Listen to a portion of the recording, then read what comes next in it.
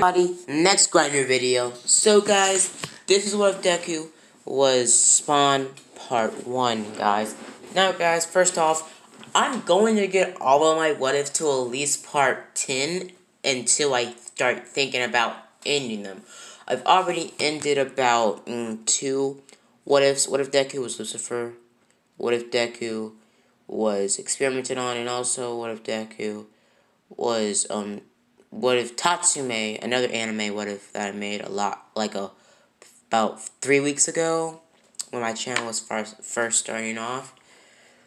So what if Deku was All Might. Pretty much these are what ifs that I'm not going to be uploading unless you guys want them. So guys, basically, please go in the comments, do anything, go in the comments and ask me what, story times or what ifs you guys want me to make. What ones that you want to see specifically or ones that you want me to continue. Now, the ones that I already, are doing right now is, Spider-Man what if, the Deadpool what if, the Ninja Turtle what if, and I'm still doing the Benton what if, the Werewolf what if, and also the Belle was a werewolf what if, Loki what if, Carnage what if, and Todoroki what if. There's a lot of what ifs I'm making. So yeah. But I'm going to be finishing what if Deku was black, and also what if Deku was in the zombie apocalypse, and also what if Deku was Spawn, like we're doing right now. This is part 2, and I know it's been a week since I made this video, and I haven't made a part 2 of this, so why not? So guys, this is what if Deku was Spawn, part 2. So let's get into it. Now, I last left off where Deku went back. I think I last left off where Deku went back home after the first day of UA. Now, Deku goes to UA the next day, and being in class, and get told by everybody in class that, they're getting started and blah blah blah, and they're getting their hero costumes by All Might later that day. Everybody getting their hero costumes, and Deku gets in his hero costume, basically just having the same hero costume that he had originally, the Spawn outfit. Now, Deku Deku gets in a Spawn outfit all fly and stuff, and everybody gets ready. So, I don't actually think I made a part 2 to this, so yeah. Sorry guys, I'm getting off topic. So, yeah, Deku gets ready, and everybody gets ready. Now, Spawn has a lot of outfits over the years. Spawn has a lot of decorations, a lot of outfit designs, because Spawn's outfit is organic, so it changes and shifts over the days, over the years.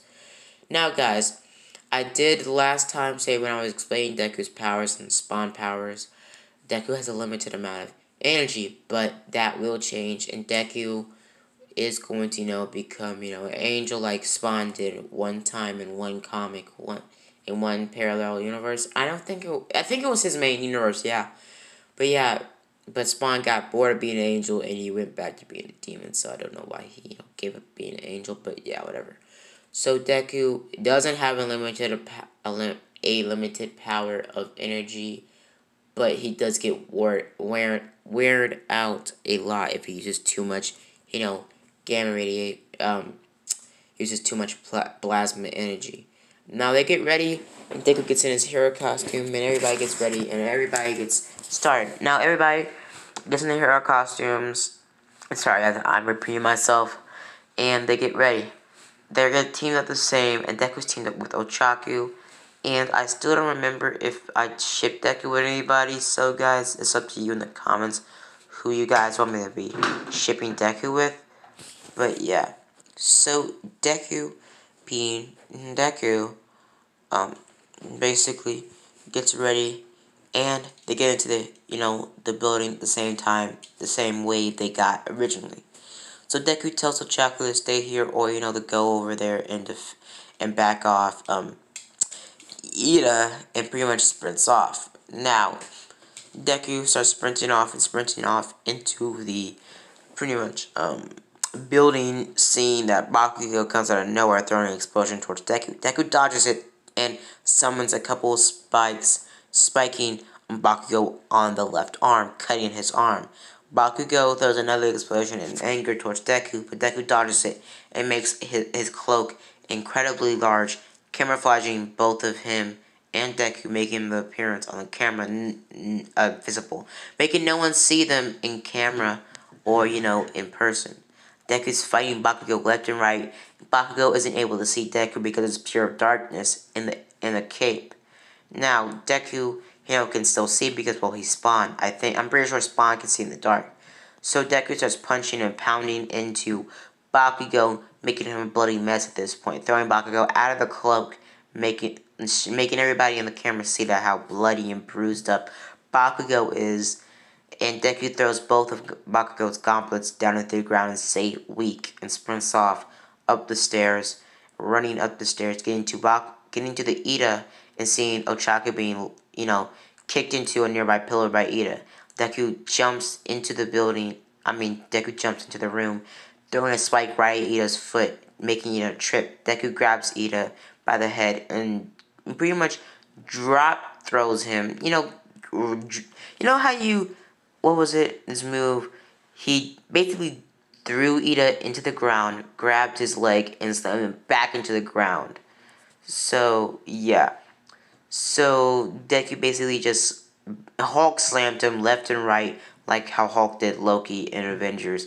Left and right into the ground, making Bakugo, kind of scared, because Bakugo at this point was, waking up, and he did, see this happening, but, he wasn't strong enough, so he just passed out, because he was using all of his leftover energy to climb up the stairs and get there. So, Deku, seeing Ida knocked out cold, not being able to even breathe almost, pretty much walks away from Ida. A little bit tired because Deku did use a lot of his, mana energy to pull off that superhuman strength feat that he just did. Deku summons the chain himself, towards the bomb, kind of like a Spider-Man whip, and gets towards the bomb, touching it, winning the match. Deku and Ochako win. Well, Deku mainly wins because Ochako didn't do shit. But yeah, Deku gets crowned the MVP. Everybody's, happy, blah, blah, blah. Bakugo gets sent to the medical bay. Deku also gets sent to the medical bay because, well, he did overuse a little bit too much of his energy, and some of his old wounds were opening back up. So Deku had to go to Recovery Girl. So Deku, after that, everybody was sent back home. Deku went back home. Going back home, seeing that it was somebody, in the yard, somebody in somebody's, yard, punching somebody, drop kicking somebody in a ditch, just jumping them. Deku jumped down into, the crowd in his Spawn outfit, but with a little bit of modifications.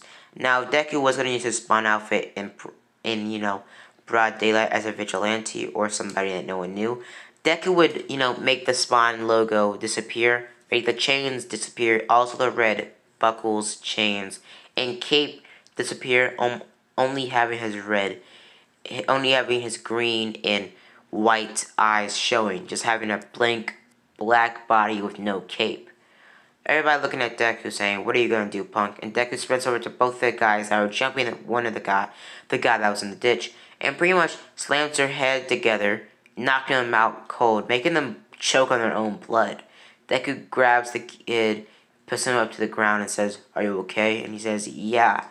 Pretty much saying, "Who are you?" Deku says, "I'm none of your business," and grabs the kid's head and socks him in the jaw, knocking him out, throwing him onto a bench, making him stay there. So, if somebody walked upon him, they can, wake him up. So Deku sprints off into the sunlight, or the pretty much, what would you say it? Sunlight, because Deku in this universe does go for daily or nightly jogs, like 2 in the morning or something. But yeah, Deku is, a night owl. Like a real night owl. Like he only does his workouts, or his workouts that he, likes in the nighttime. So Deku isn't, that day person. But yeah. So basically, guys, next video I'm gonna be uploading is what if Deku was was Horns Part 2, and also what if Deku was Todoroki Part 3, and also What If Deku was Carnage Part 4, and What If Deku was Black Part 3. Now guys, see you guys later. Bye. Deuces, have a blessed day.